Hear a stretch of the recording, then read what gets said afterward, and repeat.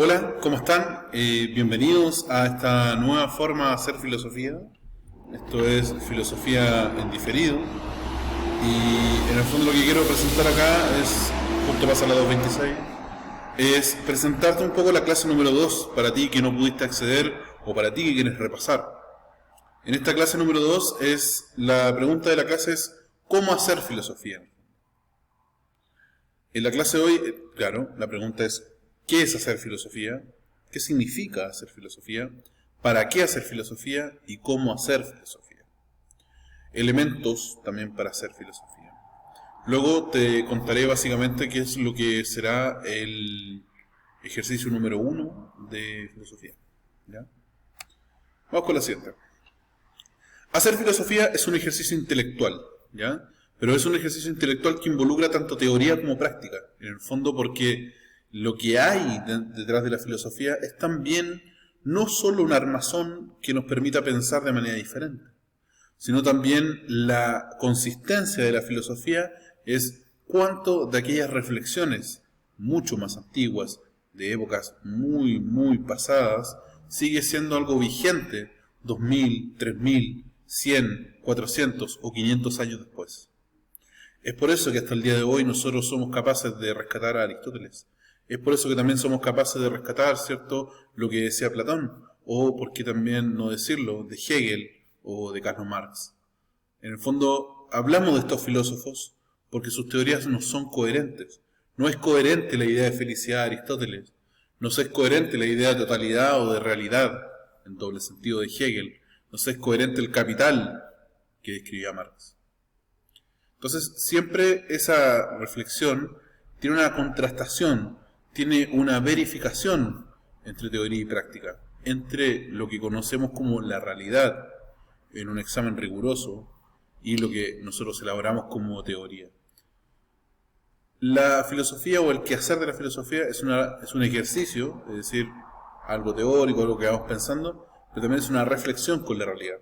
Es una reflexión de la realidad, de lo que vivo en mi tiempo y también de la perspectiva que veo en el futuro. Filosofía es, y tal como decíamos en la clase pasada, es crítica y propuesta. Es decir, no solamente es pasión por la destrucción, sino también es pasión creativa, como decía el viejo Mikhail Bakunin. Todos y todas tenemos el potencial de hacer filosofía. Vale decir, ustedes que están mirando este video y las personas que tuvieron mi clase, tienen el potencial de poder... Gracias. 2:26. Tienen el potencial, tienen las posibilidades de desarrollarse como filósofos, como filósofas. Tienen la capacidad de poder ser, de poder crear una reflexión filosófica. Por eso digo, el potencial. El resto tiene que ver con las decisiones que ustedes tomen. ¿Para qué hacer filosofía? Eso sería un spoiler, lo vamos a ver en una próxima, es decir, no en la próxima, sino que 2 o 3 clases más, una próxima clase. ¿Ya? En serio. No habrán spoiler. De veras. Ni siquiera un adelanto chiquitito. Vamos por la siguiente. Ya, aquí me voy a acomodar en la pantalla. Bueno. Voy a poner en el libro. ¿Sí? Para no tapar tanto el dibujo. ¿Cómo hacer filosofía? Hay por lo menos 3 elementos indistintos de cómo hacer filosofía. ¿No? O que constituyen el hacer filosofía. Uno podría decir, obvio, los libros, sí, obvio que sí. Pero para poder empezar a hacerlo, uno tiene que al menos armarse con 2 herramientas muy poderosas. En realidad son 3. La lógica, el diálogo y los métodos filosóficos. Vale decir, una coherencia interna, que es la lógica, el diálogo como forma de poder discutir, y el método, que en el fondo quiere decir cómo vamos a abordar o qué camino vamos a tomar para abordar los problemas que queremos debatir. Ojo, no hay filosofía sin debate, no hay filosofía sin discusión, no hay filosofía sin polémica y sin intercambio de ideas. Por eso es tan difícil hacer filosofía en una dictadura, por ejemplo. O quizás no. Vamos con la lógica. Ahí sí. Vamos a cambiar de nuevo de posición. Vamos a ponernos aquí en esta Q de acá. Que me parece es una Q negada. La lógica la vamos a dividir en 2 circunstancias, ¿no? O sea, perdón, en dos partes, en el fondo. Una lógica formal que se ocupa de la estructura del argumento más que del contenido o del contexto donde ésta se dice. Y la lógica informal se ocupa de los modos, las formas, las maneras, el cómo nosotros argumentamos según el contexto, si es pertinente o no, y el diálogo y los asuntos que trata. Vale decir, voy a establecer lo siguiente. Si bien la lógica formal es una lógica en la cual soy capaz de poder establecer como premisa 1, premisa 2, conclusión, y veo, ¿cierto?, la solidez de los argumentos según cómo están formulados formalmente, es decir, como la cáscara, ¿ya? De hecho, esto les pasa, este tipo de lógica es muy habitual en ramos como derecho, en ramos como ingeniería, etc. No voy a despreciar dichas carreras, sino que lo que voy a decir es que esta lógica no va a ser lo central de esta asignatura y del siguiente año. La lógica formal tiene un enclave, ¿cierto?, teórico necesario, y es más conocido como el álgebra de la filosofía más que como un razonamiento lógico. Lo que me interesa es lo informal. ¿Por qué? Vamos a la siguiente. Ahí no dejo. Ahí sí. Vamos a poner acá abajo. La lógica informal le importa mucho el cómo decimos las cosas y dónde decimos las cosas, es decir, el contexto. Una misma palabra puede tener diferentes significados para diferentes audiencias que tienen diferentes experiencias, ¿no? En el fondo, esto quiere decir que, por ejemplo, si hablo con cualquier persona en la cola del pan y nosotros hablamos de política, esas personas pueden tener diferentes opiniones, diferentes vivencias y experiencias con la política, en el fondo. Entonces, por ejemplo, le puedo decir a una persona la política, y la persona dice, no, gente mentirosa, gente corrupta, gente que no vale la pena, gente que nos engañó, queríamos democracia, al final nos dieron más de lo mismo, etc. Entonces, otras personas le podemos hablar de política y quizás las personas consideran que la política no es solamente instituciones, personas de dudosa respetabilidad, sino que quizás tiene un significado más profundo, como un proyecto de sociedad, proyecto alternativo, un imaginario, la transformación del mundo, etc. ¿Ya? Entonces, bajo ese aspecto, por ejemplo, debatir sobre política entre políticos se trata de instituciones. Debatir sobre política en gente que se ha visto afectada por las instituciones se trata de corrupción. El debate o el diálogo. Y los argumentos tendrían que ir para allá. En cambio, si se habla entre movimientos sociales, política es la dimensión donde esos movimientos hacen los cambios, en donde esos movimientos se cristalizan, donde esos movimientos pueden estar dentro o fuera de la institución.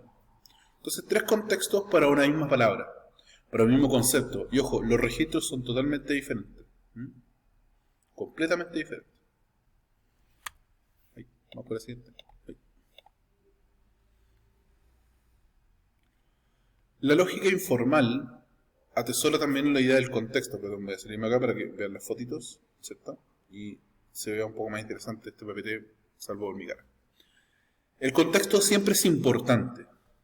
En definitiva, porque el público es diferenciado. Entonces, por ejemplo, lo mismo que decíamos en el PPT anterior. En el fondo, hay personas públicos que tienen evidencias que nos hacen pensar cosas como diferentes. Por ejemplo, voy a poner otro tema acá, y para eso está este PPT. Por ejemplo, el caso del toque de queda. Hay gente que lo puede encontrar o lo puede defender. Hay gente que lo encontramos innecesario. Hay gente que piensa que, o pensamos que es una medida más de control social que sanitario. Hay personas que, etc. ¿Ya? Hay personas que pueden discutir sobre feminismo, pero no es lo mismo discutir feminismo entre hombres y mujeres, no es lo mismo discutir el feminismo entre mis amigos, amigas, no es lo mismo discutir con mi familia sobre feminismo, y lo mismo pasa con el aborto. No es lo mismo discutir. Hay, por ejemplo, usos del lenguaje que son diferentes. Hay articulaciones de argumentos que son diferentes. Entonces, quizás en mi casa no es tan aceptado el aborto, entonces voy a tener que recurrir a otros argumentos, al contrario de mi sala de clase, donde quizá hay un conocimiento previo sobre el tema, o entre mis amigos y mis amigas, donde quizás el aborto tiene una mayor recepción o tiene un mayor estudio, porque sí, es un objeto de estudio también.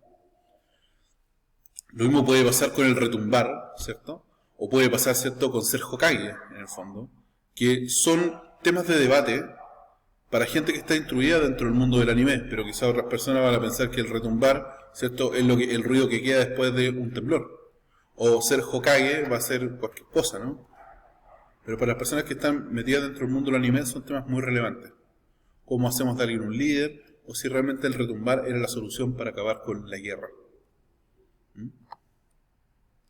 Bueno, vamos con la siguiente. Ya, me voy a reposicionar. Y ahí sí. En el fondo, la lógica informal tiene reglas, ¿ya? Sí, reglas en el sentido de que se tiene que estructurar de determinadas maneras, ¿ya? Pero eso no lo vamos a ver acá. Ahora, las reglas son necesarias porque en el fondo nos rayan la cancha, ¿ya? Nos hacen, de una u otra forma, pensar dentro de un marco general, no es todo al despelote. Entonces, uno primero, ¿cierto?, raya la cancha, el lugar donde va a jugar, y luego sabe las reglas para saber cómo, de manera equitativa, las personas pueden estar debatiendo, discutiendo, construyendo argumentos, etc. ¿Ya? La necesidad de argumentar está dando cuenta de cómo nosotros apoyamos, ¿cierto?, nuestras opiniones, cómo nosotros también desarrollamos esas opiniones. La firmeza en nuestra argumentación depende de cómo nuestros argumentos aportan a la conclusión que queremos lograr. Regularmente la conclusión, ¿cierto?, es lo que nosotros colocamos al final y es como el remate, ¿cierto?, el cierre, lo redondo. Nosotros argumentamos en el fondo y debemos argumentar para poder tener bases sólidas. ¿Se fijan? Había un plano acá de los cimientos de una casa, ¿cierto? Y acá está más expuesto sobre cómo construir cimientos. Porque en el fondo, sin buenos cimientos, se cae la casa, se derrumba, se le cae como toda una fachada. Y volvemos como a esas fotos terribles, ¿cierto?, del terremoto del 2010, por ejemplo. Malos cimientos, se pueden construir grandes estructuras, pero que al menor sismo, ¿cierto?, se derrumban como un castillo de naipes, como lo dijo cierto personaje de la historia reciente. En el fondo, nuestra opinión podemos reforzarla, nuestra opinión podemos cambiarla, podemos construir una opinión nueva también. El argumento en el fondo debe mostrar razones, evidencias, pruebas, ¿cierto?, de manera que la gente se forme una opinión, tanto para adherir a ti como para ser contrario a ti. Ahora, diferente es la actitud, ¿cierto?, de yo siempre leer cosas que refuercen lo que yo quiero saber. Lo importante siempre es saber cosas o escuchar cosas con las cuales tú no estés de acuerdo. Porque eso enriquece tanto los contraargumentos que puede generar, como también saber qué se está discutiendo, cuáles son los temas relevantes de hoy día, etc. Next. Eso. En el fondo, uno cuando empieza en un ensayo, por ejemplo, uno puede colocar concluyo que o concluimos que. Es como uno debe destacar eso, cacha más o menos que estamos llegando a la conclusión. En el fondo, por ejemplo, uno plantea una conclusión, pero uno tiene que demostrar cómo llegó a esa conclusión en el fondo. O sea, decir que yo como carne o no como carne, y no puede terminar así como yo no como carne, listo, se acabó, ¿cierto? O no al aborto, sí al aborto. Uno tiene que explicar, ¿cierto?, por qué escoge la opción de decir aborto libre, ¿cierto?, y gratuito para todas las mujeres. Uno tiene que explicar eso, ese tipo de cosas. Si uno, por ejemplo, quiere explicar por qué no come carne, uno puede explicar su argumento, tanto, por ejemplo, pueden ser éticos como yo creo que los animales sufren, pueden ser también en términos como económicos, como la industria del ganado, la industria de la carne, devasta, ¿cierto?, incluso casi al mismo nivel que la industria de la celulosa o la extracción minera. O incluso la pena de muerte. ¿Por qué concluyo que la pena de muerte es necesaria? ¿Qué evidencias tengo para eso? Capaz que ninguna. Bueno, vamos por así. Ya, cerrando la clase, en la siguiente clase veremos herramientas para argumentar. Ya, esta va a ser, la siguiente clase es una clase práctica, en el fondo. Veremos la herramienta más famosa de cómo apoyarse y cómo darle a la escritura mayor facilidad, en definitiva. Y también veremos falacias. Resumen, la filosofía es necesaria, tanto por un contraste con la realidad como para transformarla. La filosofía se construye en base a la argumentación. La filosofía hace necesario revisar las falacias. Y en el fondo, porque son los errores que más cometemos. Las falacias son errores argumentativos, ¿ya? Y por último, tomen agua, porque hace muy bien. Soy Rodrigo Reyes Aliaga, tu profesor de filosofía, y si tienes cualquier duda, consulta o otra cosa, me puedes escribir a los 2 correos que están al principio de este PPT. Cuídate.